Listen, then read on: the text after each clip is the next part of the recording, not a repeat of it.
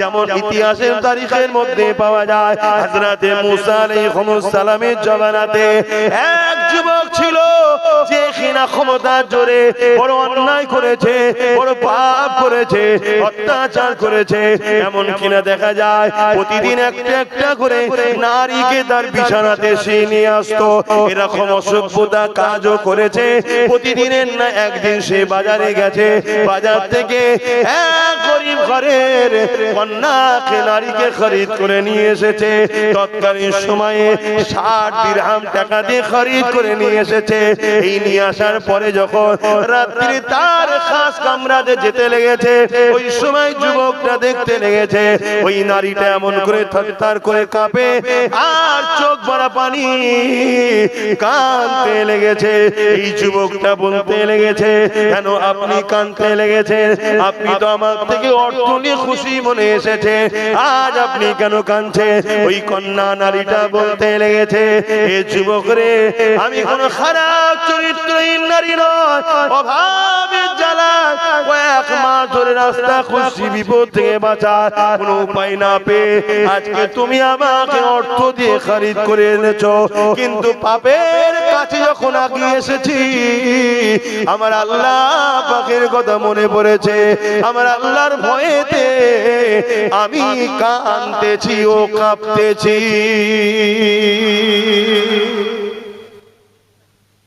আল্লাহকে ভয় করো যুবক, আল্লাহকে ভয় করো।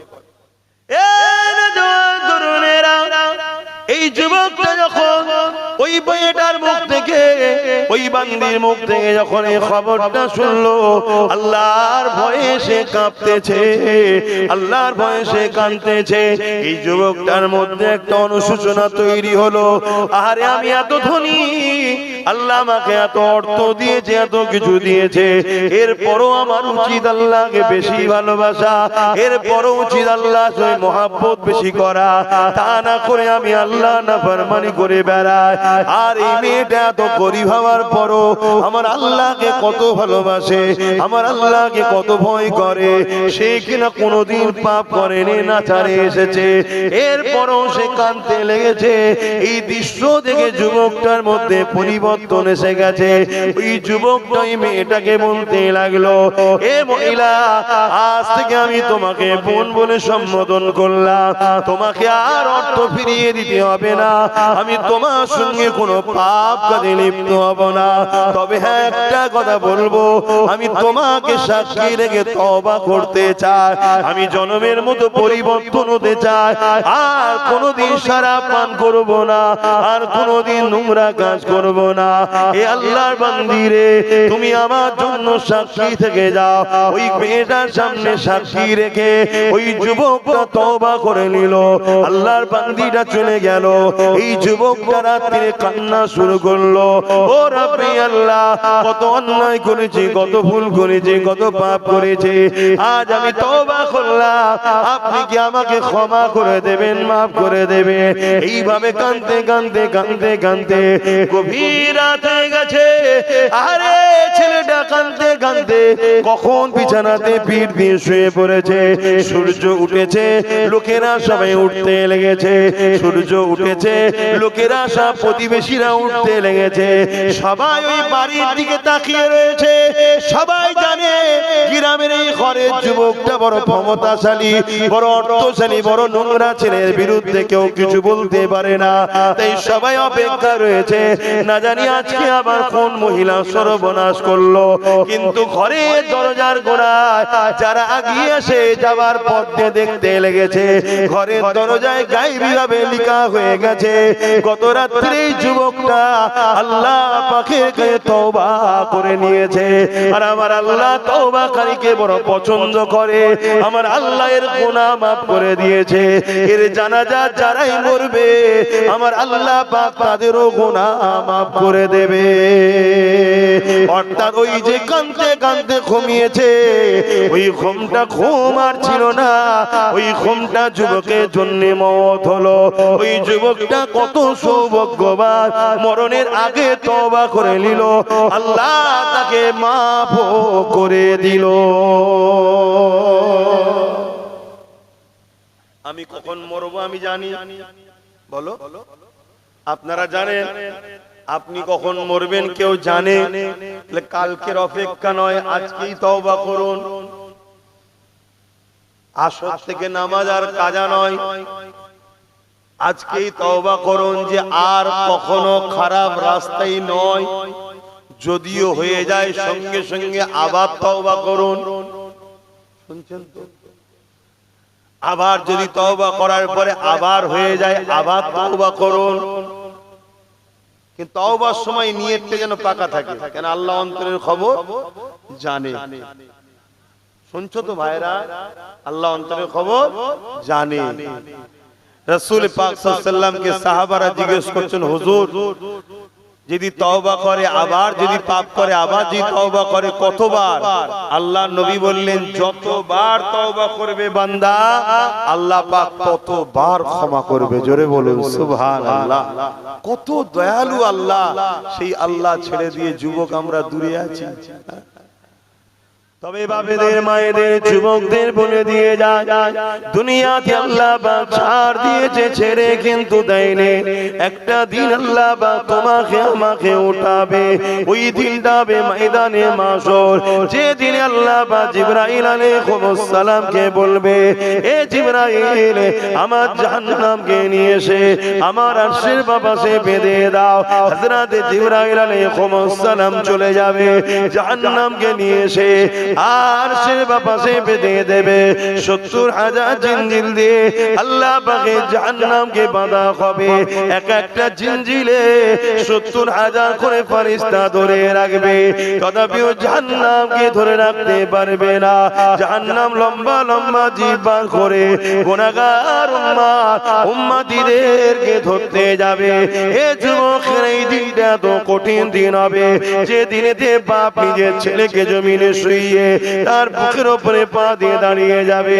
যে দিনেতে ছেলে তার বাপকে জমিনে শুইয়ে তার বুকের উপরে পা দিয়ে দাঁড়িয়ে যাবে। যে দিনেতে মা মেয়ের বুকের উপরে পা দিয়ে দাঁড়িয়ে যাবে। মেয়ে নিজের জনম দুঃখিনী মাকে জমিনে শুইয়ে দিয়ে তার বুকের উপরে পা দিয়ে দাঁড়িয়ে যাবে। এক কথাই যার উপরে যার জোর চলবে তাকে জমিনে শুইয়ে দিয়ে তার বুকের উপরে পা দিয়ে দাঁড়িয়ে যাবে। সাহাবা হুজুররা বলতে লাগলে, ইয়া রাসূলুল্লাহ হাবিবাল্লাহ, এই রকমটা কেন হবে? আল্লাহ নবী জানিয়ে দিলেন, বাবা সাহাবারা, লোহা যেমন আগুনে দিলে পুড়ে পুড়ে লাল হয়ে যায়, সূর্য সেদিন মাথার এক বেগ দেখতে লেখা তো করে আল্লাহ নামিয়ে দেবে। সূর্যের 12 গুণ তাপ আল্লাহ বাড়িয়ে দেবে। এই সূর্যের তাপেতে জমিনটা পুড়ে পুড়ে লাল হয়ে যাবে, এই জমিনে দাঁড়াতে পারবে না। এই যার উপরে যার জোর চলবে তাকে জমিনে শুইয়ে তার বুকের উপরে পা দিয়ে দাঁড়াবে। কি হবে এই দিনে যুবক? ভাবো, তোমার কোন দাদা এদিন তোমাকে বাঁচাবে? তোমার কোন দিদি এদিন তোমাকে বাঁচাবে? কেন তারাতে গে থেকে কনফার্ম টিকিটে জাহান্নামের লাইনে থাকবে, তারা তো তোমার আমার কাতারও তাকে থাকবে না। তাহলে এই দিনে তোমার আমার কি হবে? এই দিনে যখন আল্লাহ জিজ্ঞাসা করবে, এ বান্দারে হাত দিয়েছিলাম আমি, আমার জন্যই হাতে কি করেছি বল? বান্দা পা দিয়েছিলাম আমি, এই পায়ে আমার রাস্তায় কখন কতটা হেঁটেছি বল? আমার জন্য কি করেছি বল? বান্দারে জবানে কথা দিয়েছিলাম আমি, এই জবানের কথা নিয়ে আমার জন্য কি বলেছি বল? এ আমার বান্দারে চোখে রোশনি দিয়েছিলাম আমি, এই চোখে রোশনি নিয়ে তুই আমার জন্য কি দেখেছি বল? বান্দারে জিন্দেগি দিয়েছিলাম আমি, যৌবন দিয়েছিলাম আমি, তাকত দিয়েছিলাম আমি, জমিন আমার ছিল, আসমান আমার ছিল, গাছ তুই লাগাতিস, ওই গাছকে বাঁচিয়ে সরষের ফুল ফুটিয়ে ফসল ধরিয়েছিলাম আমি। এ বান্দারে আমার জন্য কি করেছিস বল? কি উত্তর দেবেন বলেন? আমরা আল্লাহর জন্য কি কি করেছি? কিন্তু আমার কওমের মানুষ ইচ্ছা করে হোক আর অইচ্ছাকৃত হোক আল্লাহর দ্বীনের দুশমন হয়ে দাঁড়িয়ে গেছি। কোরআনের সূরা বাকারার কথা মনে পড়ে যে আল্লাহ বলছেন, খতামাল্লাহু আলা কুলুবিহিম, যাদের অন্তরে আল্লাহ মোহর মেরে দেয় তারা পরিবর্তন হবার নয়। না আবু জেহেলকে নবী কম চেষ্টা করেছে, নবী চেষ্টা করেছে। নবী যার মুখের কথা তো দূরের কথা, অন্তরে শুধু বলেছে আল্লাহ কাবাকে যদি কিবলা বানিয়ে দিতেন, মসজিদ আকসা থেকে মুখটা ঘুরিয়ে নিয়ে কাবাকে যদি কিবলা বানিয়ে দিতে, ইব্রাহিম নবীর বানানো ঘরটা আমি রাসূলুল্লাহ বড় খুশি হতাম। নামাজের মধ্যে হৃদয়ের মধ্যে শুধু ভেসে উঠেছে, আমার আল্লাহ জিবরাইলকে পাঠিয়ে দিল, এ জিবরাইল জলদি করে যাও, আমার হাবিবকে যে জানিয়ে দাও আমি আল্লাহ আমার হাবিবের মনের আশাকে কবুল করেছে। দূরে কাত নামাজ পড়া হয়ে গেছে, এখনো দূরে কাত বাকি আছে, বাকি দূরে কাত আমার হাবিব যেদিকে খুশি আমি আল্লাহ বা সেদিকে খুশি। কাবার দিকে মুখ করে কিয়ামত পর্যন্ত এটাই কিবলা হয়ে গেল। যে রাসূলুল্লাহ মুখ দিয়ে বলেন অন্তরের মধ্যে উদিত হয়েছে, আল্লাহ সঙ্গে সঙ্গে নামাজের মধ্যে যে না 4 রাকাত হয়ে যাক পরে রক্ত থেকে হবে খলি, না না না বন্ধু, তুমি যখন চেয়েছো এখনই কিবলা বানিয়ে দিলাম। সেই রাসূলুল্লাহ আবু জেহেলকে কত বুঝিয়েছে, কত পরিবর্তনের জন্য চেষ্টা করেছে, কিন্তু আল্লাহ জানিয়ে দিয়েছে হাবিব যার অন্তরে আমি মোহর মেরে দিয়েছি সে কখনো পরিবর্তন হতে পারবে না। এ যুবক পরিবর্তন হও গো, তওবা করো, চেষ্টা করো, আল্লাহর কাছে সিজদায় পড়ে কাঁদো, ও রাব্বি আল্লাহ কেন আমি গান শুনতে চলে যাই, কেন আমি ফাংশনে চলে যাই, কেন আমি নামাজ থেকে দূরে থাকি, কেন আমি গান শুনি ভুল রাস্তায় যাই, ও রাব্বি আল্লাহ কেন আমি জালিমদের সঙ্গে দল করে ফেলেছি, এখনো কেন মন যাচ্ছে তাদের সঙ্গে যাবার, এখনো কেন মন যাচ্ছে হারাম অর্থের দিকে। এইভাবে আল্লাহর কাছে পানা চাও, সাহায্য চাও, কেননা আজ যদি তুমি সাহায্য না চাও, পানা যদি না চাও, মনে রেখে দিও ভাইদান ময়দানে মাশরটা বড় ভয়ানক হবে, যেদিনে তোমার পাশে কেউ দাঁড়াবার থাকবে না, ওই দিনে তোমার ফের কথা বলারও কেউ থাকবে না, ওই দিনে কারো কোনো জোর চলবে না। আমার আল্লাহ শুধু বলে দেবে যাও তোমাকে আমি জান্নাতি করে দিলাম, রুকারও কেউ থাকবে না। আর যাকে বলবে যাও তোমাকে জাহান্নামী করে দিলাম, ওই জায়গাতে কোনো রকম আর গুঞ্জাইশ শুনবে না। পা দুটো আসমানের দিকে করে জমিনের দিকে পা করে দিয়ে মাথা করে দিয়ে ঘিসড়ে ঘিসড়ে জাহান্নামে নিয়ে যাওয়া হবে। এ যুবক আল্লাহকে ভয় করো। আল্লাহ রাসূল বললেন আখিরি জামানায় একটা দিন আসবে আমার উম্মতরা প্রচুর মার খাবে। শুনছো তো আমার জীবন? এই ভাইরা শুনছো তো নাকি?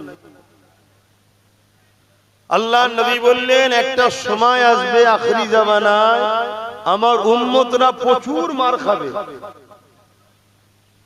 এমন কি রাসূল বলেছেন ক্ষুধার্ত পশুরা যেভাবে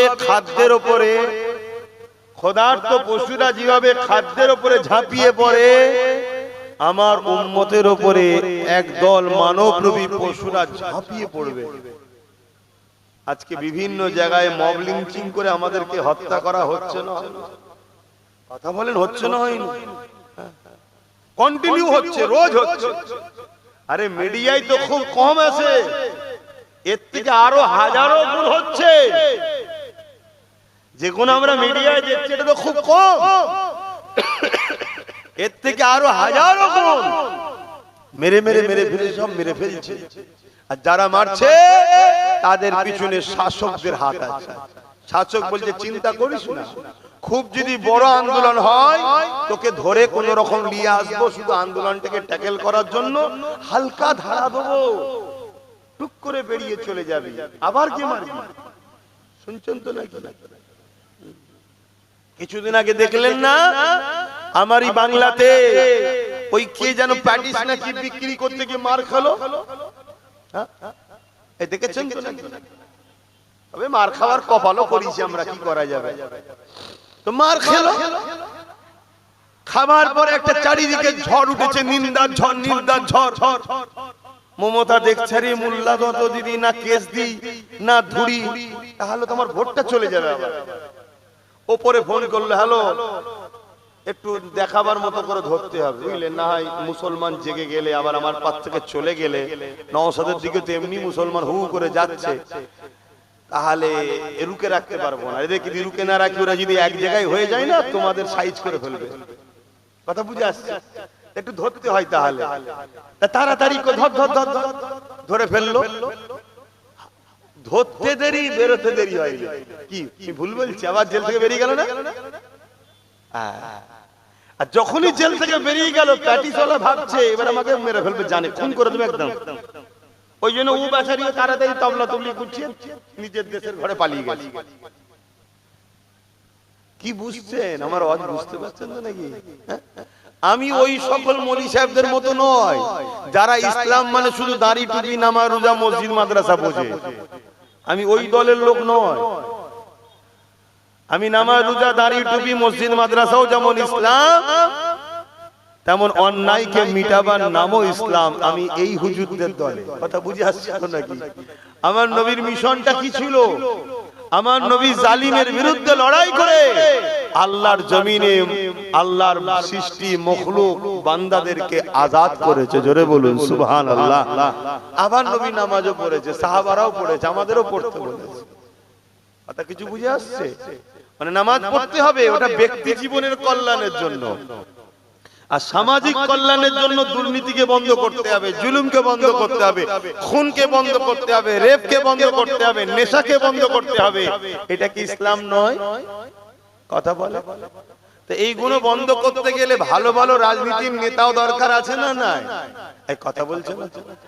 এখন আপনার মসজিদের ইমাম যদি বলে সামনে পঞ্চায়েতে এই বুথ থেকে আমি দাঁড়াবো, ওই গ্রামে যারা নামাজ পড়তো তারা ইমামের বিরুদ্ধে প্রথম দাঁড়াবে, ঠিক তো নাকি? ইমাম সাহেব এই কাজ করলো কেন? ও ইমামকে আর রাখা যাবে না।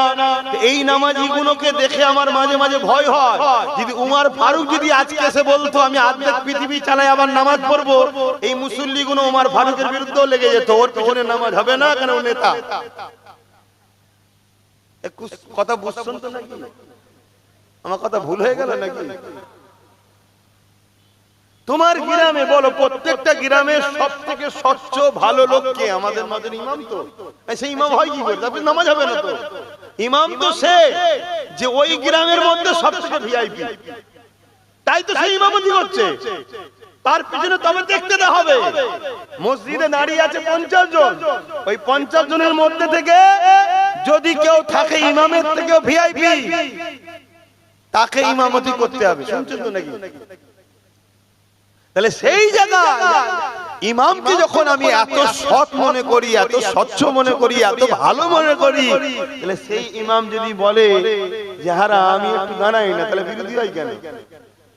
আচ্ছা, ইমামকে দাঁড়াতে হবে না। ইমাম যদি বলে এক কাজ কর, আমি তো তোর ইমাম, আমার ভাইটা তো ও জেনারেল লাইনে পড়াশোনা করেছে, এলে একে কমসে কম দাঁড় করা, আমি দায়িত্ব নিচ্ছি, আমার ভাই কোনো সমস্যা করবে না, করলে আমি ইমাম আছি। ইমামের কথা বিশ্বাস করবে? তাহলে মুসলমান নিজের কওমে ধর্ম গুরুকেই বিশ্বাস করে না, এ জাতিকে লুটবে না তো কাদের লুটবে? আজ আমি আব্বাস সিদ্দিকী জলসা করি, ধর্ম প্রচার করি, আমি নাই কোনো জায়গায় দাঁড়াইনি। দেখুন আমি আমার ভাইটাকে দিয়েছি, তুই দাঁড়া। আর আমি লোককে বলেছি যে আমার ভাইয়ের সাথ দাও, আমি জিম্মেদার হচ্ছে আমার ভাইয়ের সাথ দাও। আমার কথা শুনে অনেক জায়গার মানুষ দিয়েছে, বিশেষ করে ধন্যবাদ জানাই ভাঙরের মানুষকে, তারা জিতিয়েছে আমার ভাইকে। কি আমার ভাই কাজ করছে না? করে। পুরো বাংলায় সব জায়গায় লড়াই করছে না? করে। হ্যাঁ কি না বলবে তো? না হয় সেটা বলো যে না করেন। আজকে একদিকে দিদি ওয়াকাফের বিরুদ্ধে, মুদি ওয়াকাফের বিরুদ্ধে, আর নওশাদ কি সুপ্রিম কোর্টে কেস চালাচ্ছে। এখনো যে কটা মসজিদ মাদ্রাসা কবরস্থানের উপর আঘাত হয়নি, এর কেস চালানো তো এখন রুকে আছে। এগুলো খোঁজ রাখেন আপনারা? আপনারা তো তা রাখবেন না কেন? 200 টাকা তো দেয়নি, মুরগির বিরিয়ানি দেয়নি, খোঁজ নেই। যাক, একটা জিনিস বুঝাতে গিয়ে বললাম, ভাবুন কি আবার বলাটা হারাম হয়ে গেল যে এইটা কি হলো? সর্বনাশ সর্বনাশ সর্বনাশ। তওবা তওবা তওবা। জলসার মাহফিলে, ধর্মীয় মাহফিলে এ কি হলো? এটা মনে হচ্ছে নাকি? যদি এটা মনে হয়, সেই দিন মনে হয়নি নবী দিবসের ব্যানারে যখন ফাসেক ফাজেল ইসলাম বিরোধী পাক হতে জানে না, পিশাব করে ইস্তেঞ্জা করে পবিত্র হতে জানে না। ইসলামের দুশ্মন গুলোকে নিয়ে এসে যখন নবী দিবসে মেম্বারে তোলা হয়, মাইক ধরে বলে ভাইও বহনো বলে, তখন মনে হয়নি এটা কি হচ্ছে। যখন ইফতার পার্টির নামে আমার ধর্মের একটা ফরজ ইবাদতকে নিয়ে খেলা করা হয়, তখন মনে হয়নি যেটা কি হচ্ছে। যখন কলকাতায় রেড রোডে ঈদের নামাজে মহিলাদের যেতে নেই, মুসলিম মহিলাদেরও যেতে নেই, সেখানে একটা মাদ্রাসা মসজিদ দুশ্মন মমতা যখন রেড রোডে যাচ্ছে, তখন মনে হয়নি যে নামাজকে নিয়ে রাজনীতি হচ্ছে। আমার কথাটাই মনে হচ্ছে রাজনীতি হচ্ছে। তাহলে জানতে হবে তুই কপাল ফাটা হয়ে গেছিস, এই জন্য আমারটাই তোর বুকে ব্যথা হচ্ছে আর অন্যটা তোকে মনে হচ্ছে এটা ঠিক হচ্ছে। কি গো, আপনাদের বুকে কারো ব্যথা হয় না তো? যদি হয় ওই একই লাইনে, তাহলে আবার ফেলো করি মা কোতেল, তুমি কি আমার পড়? আমার ডাইরেক্ট কথা দিনের জন্য বলে যাব, যার ভাল লাগবে নেবে, না ভাল লাগবে না লাগবে, আমি কি করতে পারি। তবে বাপেরা মনে রেখে দিও, ওই কবরের জমিনে তোমাকে আমাকে একা যেতে হবে।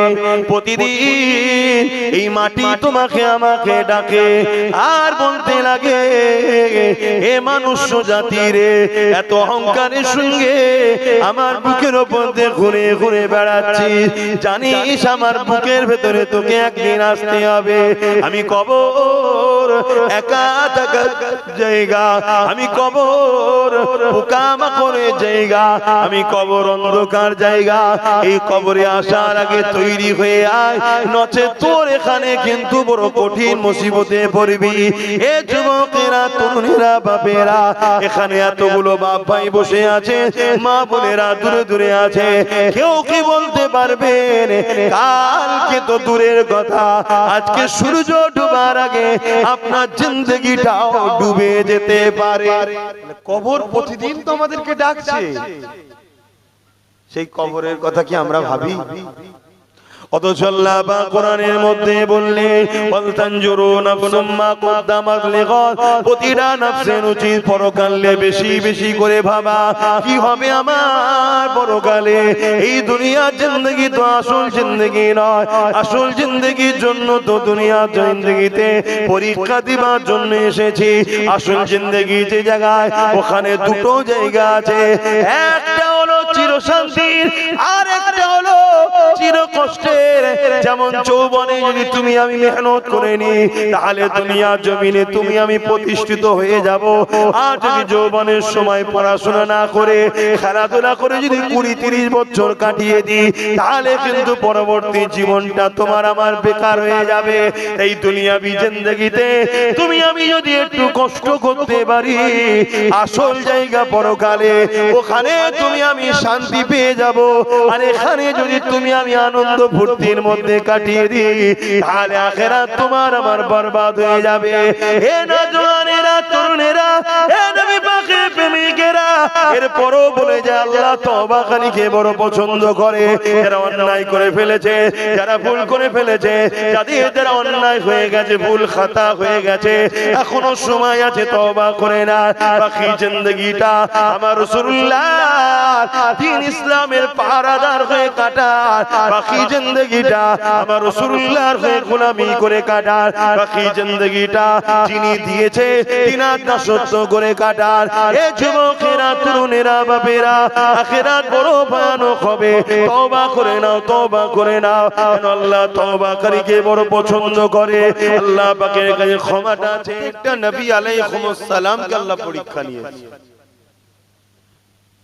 এমনি এমনি তারা কামিয়াবি হয়নি।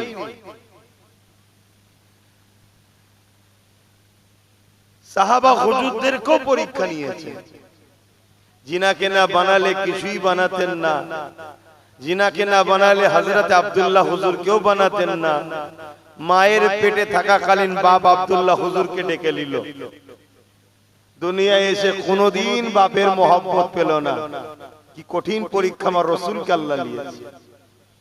কিছুদিন যেতে না যেতে আম্মা আমিনাকেও ডেকে নিলেন। কত বড় বড় দুশমনের মোকাবেলায় আমার রাসূলুল্লাহর কখনো দান্দা মোবারক শহীদ হয়েছে, কখনো রক্তাক্ত হয়ে তায়েফে অজ্ঞানে পড়েছে, কখনো পাহাড়ে চলে গেছে, কখনো আবার মদিনা ইয়াসরিব মক্কা ছেড়ে মাতৃভূমি ছেড়ে হিজরত করতে হয়েছে।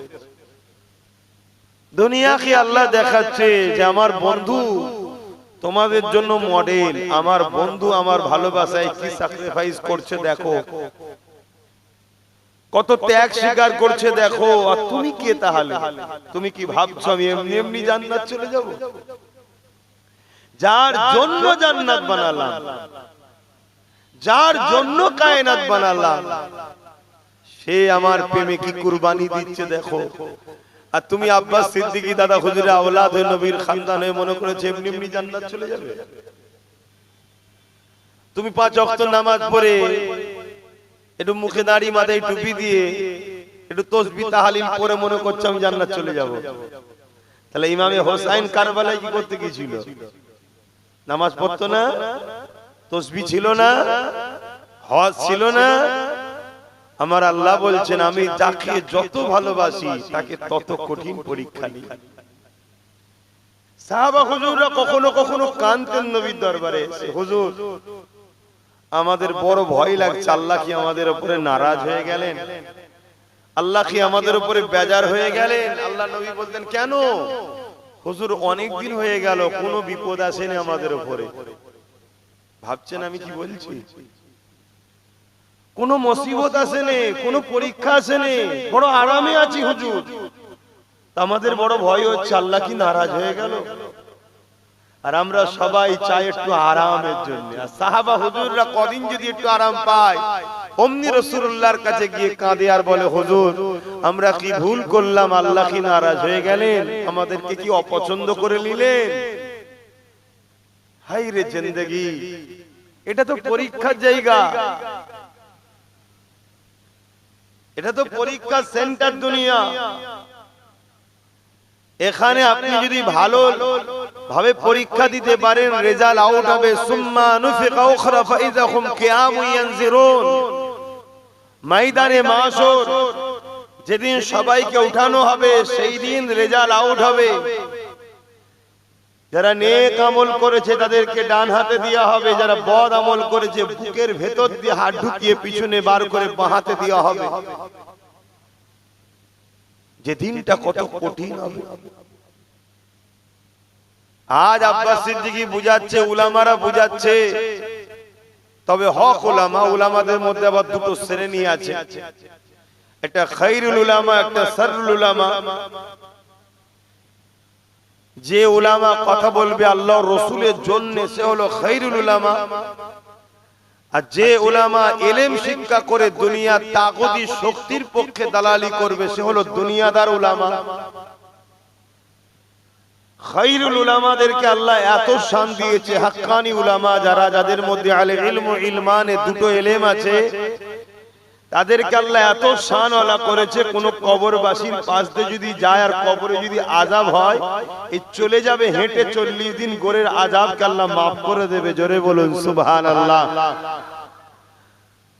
আল্লাহর পক্ষে নবীর পক্ষে যে উলামা, অর্থাৎ মুখ খুললে উদ্দেশ্য থাকবে আল্লাহর জন্য রাসূলের জন্য, মান আহাব্বা লিল্লাহ ওয়া আবগাদা লিল্লাহ ওয়া আতা লিল্লাহ ওয়া মানআ লিল্লাহ ফাকাদ ইসতাকমালাল ঈমান। এই উলামা যারা হবে ময়দানে মাশরে আল্লাহ তাদেরকে প্রথমেই ঘোষণা দেবে, আমার উলামা বান্দারা এখানে তোমাদের দাঁড়াবার জায়গা নয়, তোমরা এই কঠিন দিনে দাঁড়াতে হবে না, যাও তোমরা সব জান্নাতে চলে যাও, বেহিসাব জান্নাতি তোমরা। জোরে বলুন সুবহানাল্লাহ। তারা যখন জান্নাতে যাবে একদল লোক তাদেরকে আবার ধরবে, যাচ্ছেন কোথায়? না আল্লাহ আমাদেরকে জান্নাত যেতে বলেছে, ওয়াদা ভঙ্গ হচ্ছে না কেন? আপনি তো দুনিয়ায় ওয়াজ করেছিলেন আল মারউ মা মান হাব্বা। বুখারী শরীফের হাদিস, এক গ্রাম্য মানুষ রাসূলকে এসে জিজ্ঞেস করছে, হুজুর কিয়ামত কবে হবে?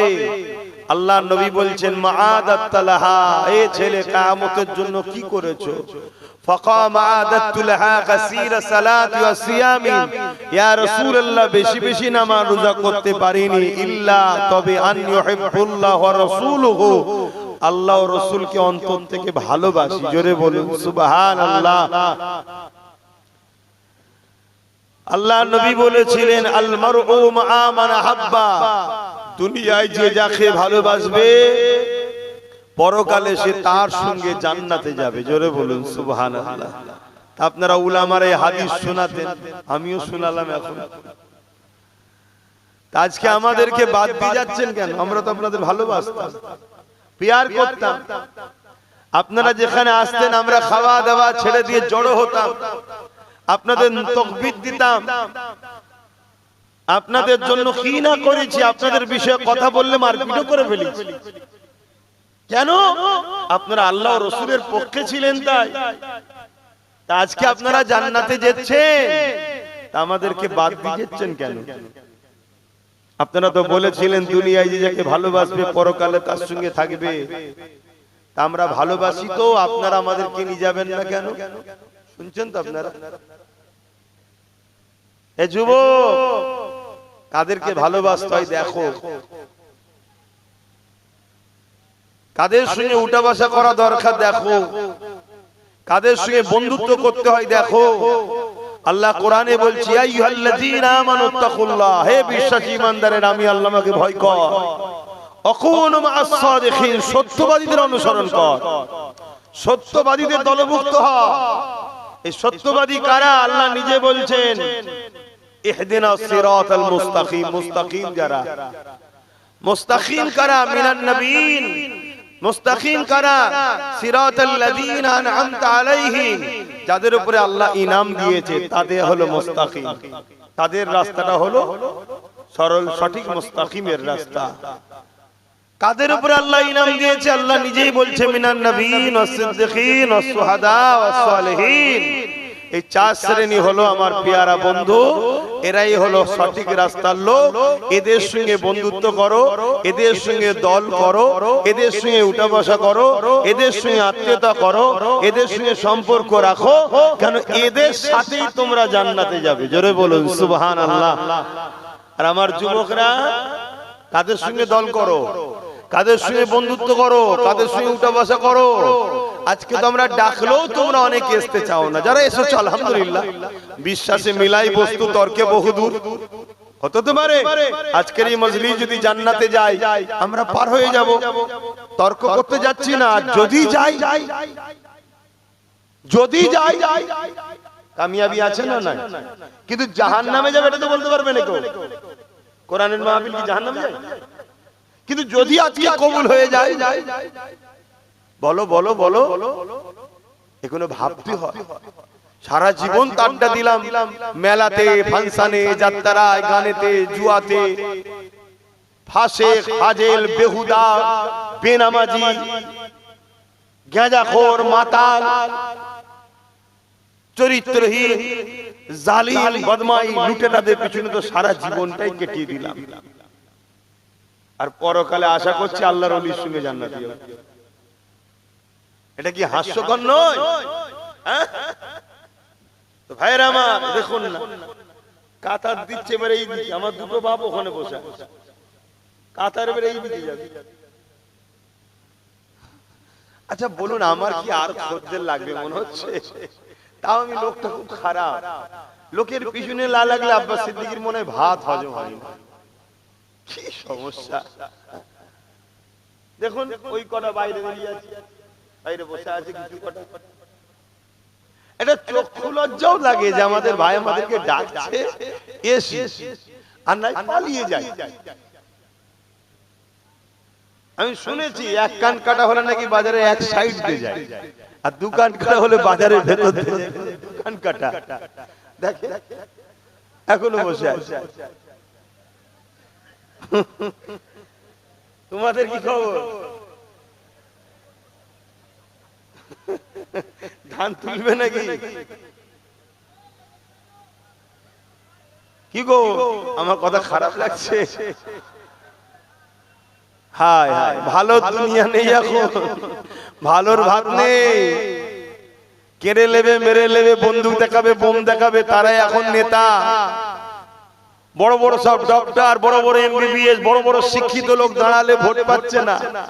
চোর ডাকাত, খুনি, বদমাই, লুটেরা, চরিত্রহীন, ডাকাত, ফেরেববাজ, বাটপার, তারাই সব জিতে যাচ্ছে। কি দুনিয়া এলো! এটা মৌলানা হাফেজ সাহেব মৌলী সাহেবকে দাঁড় করিয়ে দাও,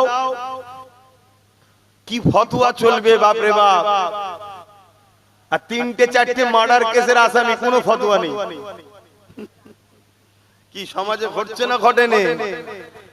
তো যা আমি যে কথা বলছিলাম, কিয়ামতের দিন আল্লাহ ওই আলেম বান্দারা আল্লাহ পাকের কাছে আবার আসবে। আল্লাহ পাক একদল লোক দুনিয়ায় আমাদেরকে পিয়ার করত, তারা আজকে ময়দানে মাহশরে দাঁড়িয়ে আছে। তারা আমাদের কাছে বলছে যে আমরা তাদেরকে যেন সাথে করে জান্নাতে নিয়ে যাই, কেন রাসূল বলেছিলেন যে যাকে ভালোবাসবে তার সঙ্গে জান্নাতে যাবে। আজ আমরা শুনিয়েছিলাম, এই হাদিস শুনিয়েছি আমরা। আল্লাহ নবী আল্লাহ পাক বলবেন আমার বান্দা তো সত্য বলছে। এই ফেরেশতা যাও এই উলামা বান্দাদের সঙ্গে তাদের সাথীদেরকে মাননেওয়ালা ভালোবাসা দিগকে জান্নাতি করে দাও। জোরে বলুন সুবহানাল্লাহ। ওই ছেলেটা ওকে হাত ধরে টানছে, বলছে আয় জান্নাতে আয়, আয় জান্নাতে আয়। ও বলছে আমি জান্নাতে যাবো না, কপাল ফাটা জাহান্নামে যাতা হালে। কি কপাল ফাটা জাহান্নামে যাতা হালে, যাবিনি যখন কি করবি? আহা বাবেরা সেই খুশিতে বলছি ঠিকই। ও বাবারে, সব বেঁধে বুঝে জলসা হয়, আর এগুলো গায়ে না দিলেও আবার ঠান্ডা লেগে যাচ্ছে। কিয়ামত তো কঠিন হবে, মাথার এক বেগ দেখতেলে এক হাত উপরে আল্লাহ সূর্য নামিয়ে দেবে। মানুষ তার মাথার খিনুগুলো গলে গলে নাক দিয়ে ঝরে ঝরে পড়বে। গল্প বলছিনি আমার ভাই, আমার আব্বা, আমার মায়েরা, মন দিয়ে শোনেন, গল্প বলছি না। কিয়ামত এত কঠিন হবে যেদিনে বাপ ছেলেকে চিনবে না, ছেলে বাপকে চিনবে না, মা মেয়েকে চিনবে না, মেয়ে মাকে চিনবে না, অর্থাৎ চিনেও তার সাথ দেবে না। এই কিয়ামত যেদিন কিন্তু উলামাদেরকে যারা দুনিয়ায় ভালোবেসেছে, হাক্কানি উলামা যারা দ্বীনের জন্য লড়াই করেছে, আল্লাহ তাওহীদকে জন্য, আল্লাহর নবীর রিসালাতের জন্য, ইনসাফের জন্য, মানবতার জন্য, আল্লাহর সৃষ্টির জন্য যে উলামারা লড়াই করছে, এই উলামাদের যারা সাথ দেবে কিয়ামতের দিন তারা তাদের সাথে জান্নাতে যাবে। জোরে বলুন সুবহানাল্লাহ। খুব ভালো করে বোঝে। আমার রাসূল বলছে তোমরা যদি আল্লাহর দয়া পেতে চাও তাহলে আল্লাহর সৃষ্টির উপরে দয়া করো। তোমরা যদি আল্লাহর দয়া পেতে চাও আল্লাহর সৃষ্টির উপরে দয়া করো। এক ইহুদি এসে আমার রাসূলকে জিজ্ঞেস করছে ইসলামের সবথেকে ভালো কাজ কি? আল্লাহ নবী বলছেন খোদার্থকে খানা খাওয়ানো। জোরে বলুন সুবহানাল্লাহ। সেই ধর্ম আমাদের, কিন্তু আজকে সেই ধর্মকে সবাই মিলে মিটাবার জন্য উঠে পড়ে লেগেছে। হাত্তাকে আমার কলিকাতার মতো শহরে প্রকাশ্য মিডিয়ায় বাইট দিচ্ছে যে ইসলাম মুক্ত বাংলা চাই, ইসলাম মুক্ত ভারত চাই, ইসলাম ও মুসলমানকে রাখবো না আমরা এদেশে। বলছে না, বলে না, কিন্তু আমাদের পরিকল্পনা কি? এত বড় কথা বলছে, এটা সংবিধানের পক্ষে না বিরুদ্ধে? তার কোনো ব্যবস্থা হচ্ছে? তার কোনো মামলা হয়েছে? তাকে কেউ অ্যারেস্ট করছে? তাহলে বুঝতে হবে এদের কথাকে তারা সাপোর্ট করছে যারা ক্ষমতার আসনে বসে আছে। এই জায়গায় আমাদের ভূমিকাটা কি? আমরা না আল্লাহর গায়েবী সাহায্যের আশায় আছি, না নিজেরাও কমসে কম ডিফেন্সের জন্য প্রস্তুত হয়ে আছি। কি যে আমাদের মনের আশা জানি না। আর আমাদের ঘরে এইগুলো জন্ম হয়েছে, আমাদের জন্য এদেরও কপালটা ফাটছে। প্রত্যেকে তার বাচ্চার ভবিষ্যৎ ভাবছে, আমরা আমাদের বাচ্চার ভবিষ্যৎ ভাবি না। যে আমাদের সময় যদি এত ভয়ানক ঘোষণা হতে পারে তাহলে আমাদের বাচ্চাদের সময় কি হবে একবার ভাবছি না। আর যদিও বা আব্বাস সিদ্দিক একটু ভেবেছে, আমারই কওমের এক শ্রেণীর মানুষ আমাকে তো গালি গালাজ দিতে কিচ্ছু আর বাদ দেয় না, বাপ মা তুলে সব দিন রাত গাল দিচ্ছে। আবার আমার কওমের মধ্যে অনেকে আবার যাতে এক না হয়ে যায় এটাকে আবার ডিভাইড করার জন্য পরিকল্পনা করছে।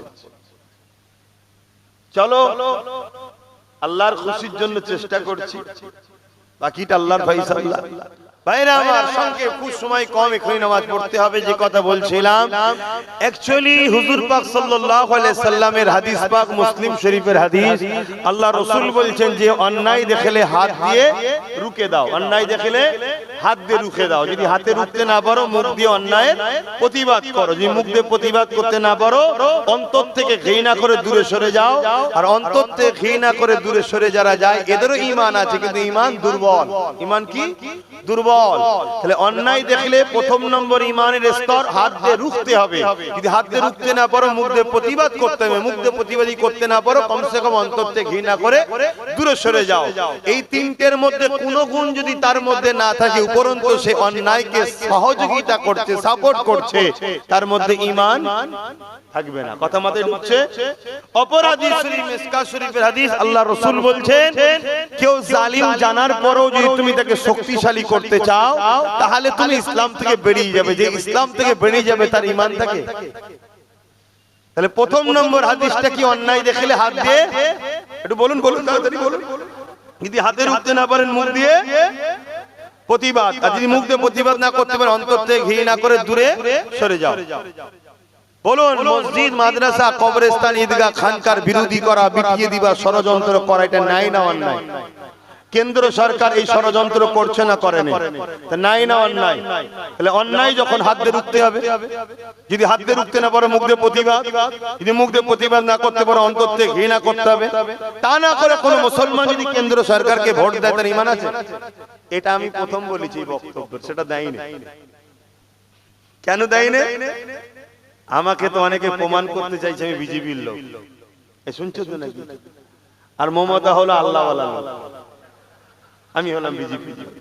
হাই রে মুনাফিক মুসলমান কিছু আছে না? না, চেষ্টা করছে। তাহলে এই বক্তব্যটা দিলে তোরা প্রমাণ করতে পারবে না, ওই জন্য এটা দেয়নি।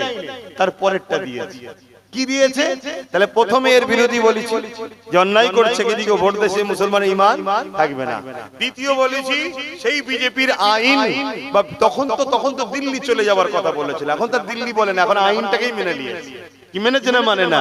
তাহলে ডাইরেক্ট বিজেপি আইন করেছে, ওই আইনকে বাংলা সরকার মেনে নিচ্ছে। তাহলে ও যে অন্যায় করেছে, ও সে অন্যায় করছে না, করে না? ও মসজিদ মাদ্রাসার দুশমন, এও মসজিদ মাদ্রাসার দুশমন না? দুশমন নাই? তাহলে নাই করছে না অন্যায় করছে? রাসূলুল্লাহর হাত দিয়ে রুখতে হবে। যদি হাত দিয়ে রুখতে না পারে, মুখ দিয়ে প্রতিবাদ করতে হবে। মুখ দিয়ে প্রতিবাদ করতে না পারে, একে ঘৃণা করে দূরে থাকতে হবে। তা না করে কোনো মুসলমান যদি একেও ভোট দেয়, এই রাজ্য সরকারকে, তার ঈমান থাকবে? আমি তো এইটাই বলেছি, এটাই বলেছি। তাও কি উদ্দেশ্য? মসজিদ মাদ্রাসাকে বাঁচাবার স্বার্থে। কথা বুঝে আসছে? এটা বলার পরে আরো বলেছি কি, কোরআন শেষ হয়ে যাবে। কেউ যদি বলে ঠিক বলেছে না অন্যায় বলছে, কোরআন কি শেষ হবে? আওয়াজ দিয়ে মুসলমানের গলায় শুন, কোরআন শেষ হবে? কোরআন শেষ হবে? কার কার আকীদা কোরআন শেষ হবে না হাত তুলে দেখান। কার কার আকীদা কোরআন শেষ হবে না হাত তুলে, লম্বা করে হাত তুলে। কেউ হাত তুলতে বাকি আছে কি দেখো তো পাশে পাশে? না, দেখতে হবে মুনাফিক আছে না নাই দেখতে হবে। কেউ হাত তুলতে বাকি আছে কি আশপাশে দেখো। যদি এইতে কেউ হাত না তোলে, সে যদি মুসলমান হয়, তার দুটো জিনিস হয়, গোড়াই গন্ডগোল হয়ে গেছে। কথা বুঝছেন তো নাকি? গোড়াই হাত না বান, গোড়াই গন্ডগোল বোঝেন তো? হ্যাঁ, এই খুব ভালো বোঝে। হয় গোড়াই গন্ডগোল হয়ে গেছে, মানে জমিন আমাদের, চাষ অন্যজন করে দিয়েছে। হাই গোড়াই গন্ডগোল। আর নচেত ও ভালো ঘরের ছেলে, কিন্তু আজকে ইসলাম থেকে বেরিয়ে বেঈমান হয়ে গেছে। কথা বুঝে আসছে না? এই দুটো ছাড়া তৃতীয় কিছু হতে পারে না। কারণ এখানে আমি খেলা করতে বসি। তাহলে ও রাজ্য সরকার বলেছে না বলেনি যে কোরআন শেষ এবং উন্নতি শেষ হবে না? ঠিক বলেছে না অন্যায় বলেছে? তাহলে হাত দিয়ে রুখতে হবে না? হবে না? মুখ দিয়ে প্রতিবাদ করতে হবে না? হবে না? অন্তত ঘৃণার দরকার আছে না নাই? তা না করে কোনো মুসলমান যদি ভোট দেয়, ঈমান থাকবে? আচ্ছা, প্রসাদ খাওয়া আমাদের জন্য হালাল না হারাম? প্রসাদ খেলে গুনাহ হয় না ঈমান চলে যায়? জোরে বলেন, ঈমান চলে যাবে। কথা বুঝে আসছে? তাহলে সেই প্রসাদকে রাজ্য সরকার আমাদেরকে রেশনের মাধ্যম দিয়ে খাওয়াচ্ছে না খাওয়ায়নি? ঠিক করেছে না অন্যায় করেছে? জোরে বলো। তাহলে এই অন্যায় হাত দিয়ে রুখতে হবে না? হবে না? যদি হাত দিয়ে রুখতে না পারি, মুখে প্রতিবাদের দরকার আছে না নাই? তা যদি না হয়, অন্তত ঘৃণার দরকার আছে না নাই? তা না করে একে যদি আবার ভোট দেয়, ঈমান থাকবে? আমি তো এইগুলো বলেছি, বলার পরে বলেছি যদি তোমরা মনে করো যে না একে রাখা দরকার, তোকে ক্ষমা চাইতে বল, ওকে ক্ষমা চাইতে বল প্রথমে। যদি ক্ষমা চাই যে আমার ওগুলো বলা ভুল হয়ে গেছে, আমায় ক্ষমা করে দাও, তাহলে এই ক্ষমার পানিশমেন্ট হিসাবে আরেকটা কাজ করতে হবে। কি? চেয়ারের 4টে পায়ার মধ্যে একটা পায়া আমাদের হাতে দায়িত্ব দিতে হবে। না হয় শিয়ালের তওবা শুধু বিশ্বাস করলে হবে না। কথা বুঝে আসছে তো? কারণ তুই আবার যদি ঘুরে আসার পর ডিস্টার্ব করিস, কিন্তু আমার তুই বস চেয়ারে, কিন্তু একটা পায়া আমাদের হাতে থাকবে। এই যে বসে আছে ভাই, বসুক না, কোনো অসুবিধা নেই, কিন্তু একটা যদি আমাদের থাকে, ওখানে বসে পাকামুখ করলেই খুলে নেবো, গুঁজরে পড়ে যাবে। কথা বুঝে আসছে না? না এইটা কি বলা আমার ভুল হয়েছে? না হুজুর বলে বলা যাবে না? তা আমি আমার ভাব মা আমার ভাই বোনেদের বুঝাবো না, যেদের সাত বিছনারে ঈমান চলে যাবে, আমি সেটাই করেছি। কিন্তু সেই বক্তব্যটাকে এইটুকু কেটেছে, কেটে আবার একজন বুজুর্গের বক্তব্য সেট করেছে। কি? তিনি বলছে দিয়া যাবে, তিনি বলছে দিয়া যাবে না। কাটটা মানবো?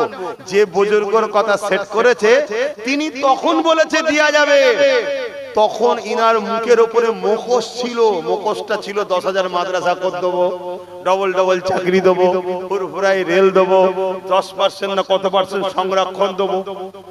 তখন ওই মুখোশটা ছিল, তো হুজুর মুখোশ বুঝতে পারেনি, তাই তখন বলেছিল ভালো কাজ যখন করবে তাহলে দিয়া যাবে, দে, অসুবিধা কি আছে? এখানে যতজন বসে আছে একটা সময় তারাও দিয়েছিল, কি দিয়েছে না দেয়নি? এখন জিজ্ঞেস করো তো দেবে কি? এখন সবাই বলছে জাহান্নামী কবে যাবে, কি বলছে না বলেন? কেন? লোক বুঝে নিয়ে জোরে সর্বনাশ, এটা আরো বড় খব্বিস, এটা আরো বড় খব্বিস। আমার সিল আমার নোরা আমারই ভাঙছে দাঁতের গোড়া, ওরাও আমাদের দুশ্মন, কিন্তু আমার সিল আমার নোরা পাইনি, নিজে সিল নোরা নিয়ে এসে মারছে। আর এতে আমার সিল গেছে, আমারই নোরা নিয়েছে, আমাদেরই মারছে। ঠিক না বে ঠিক গো? আমাদেরই ভোটে জিতে আমরাই লড়াই করেছি, আমাদেরকেই মারছে। তো সেই জায়গাতে আজকে কোন মুসলমান যদি এসে সালাম দেয়, আপনাকে জবাব দিতে হবে না? হবে না? কেন? জবাব দেওয়াটা কি ওয়াজিব? জবাব দেওয়া কি বলবেন তো? ওয়াজিব দিতেই হবে, না হয় ওয়াজিব তরক করা কাবিরা গুনাহ হবে, আর ইচ্ছা করে যদি অস্বীকার করে ঈমান চলে যাবে। শুনছেন তো নাকি? কিন্তু ওই লোকটা যদি কালকে আবার ইসলাম থেকে বেরিয়ে যে এসে সালাম দেয়, জবাব দিতে হবে? জোরে বলেন। তাহলে যখন এ ভালো ভালো কথা বলেছিল করে দেবো, কেউ বলেছে দে, ভুল কি বলেছে? ঠিকই বলেছে। কিন্তু আজকে যখন এর মুখোশটা খুলে গিয়ে অরিজিনাল পেতনি মুখ বেরিয়ে পড়েছে, এবারে আদ দিয়া যাবে? কথা মাথায় ঢুকলো? এখন আমি শেষ কথা বলবো। কেন্দ্র সরকার জালিম না জালিম নয়, এটা মানেন আপনারা? আবার একবার সাক্ষী দেন কারা কারা জালিম বলে মানেন কেন্দ্র সরকারকে। ঠিক বলছেন? ঠিক বলছেন?